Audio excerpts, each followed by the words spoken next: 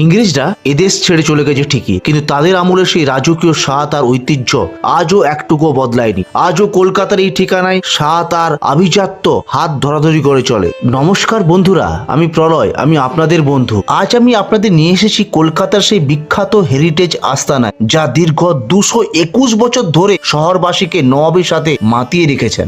তার আগে আপনাদের ঝটপট একটা প্রশ্ন করি, আজ আমি এখানে যা যা খাচ্ছি সেগুলো তো আপনারা দেখবেনই, কিন্তু আপনাদের বিচারে সব থেকে ফেভারিট ডিশ বা পছন্দের খাবার কোনটা? আপনাদের সেই প্রিয় খাবারের নামটা ঝটপট কমেন্টে লিখে জানাতে একদম ভুলবেন না। উত্তর কলকাতার এই চত্বর মানে একরাশ নস্টালজি। সময় বদলেছে, শাসন বদলেছে, কিন্তু এখানকার রান্নার সেই সিক্রেট রেসিপি আর মানুষের ভালোবাসা আজও অক্ষুণ্ণ। শুরুতেই আমাদের পাতে চলে এলো এখানকার সিগনেচার মাটন চাপ। দেখুন, উপরের সেই তেল ভেজানো আস্তরণ আর ঘন মশলার গ্রেভি, লখনৌ ঘরোয়ানার সেই চাপের রাজকীয় সুবাস না খেয়ে এলে বোঝা যায় কেন এখানকার ভোজন রসিকরা এখানে বারবার ছুটে আসে। আর এই যে দেখছেন, এটা হলো এখানকার আইকনিক মটন চাবলি কাবাব। বাইরটা হালকা ক্রিপসি আর ভেতরটা জাস্ট জুসি। গরম গরম নান ছিঁড়ে যখন এই দানবীয় সাইজের চাবলি কাবাব দিয়ে মুখে দেবেন, তখন মনে হবে আপনি সত্যি কোনো নবাবের ভোজনশালায় বসে আছেন। এর সাথে কিন্তু মাস্ট ট্রাই এখানকার সেই স্পেশাল মাটন রেজালা। দেখুন, এই সাদা ধবধবে গ্রেভি মাটনটা এখানে এতটাই নরম যে মুখে দিলে যেন মাখনের মতো গলে যাচ্ছে।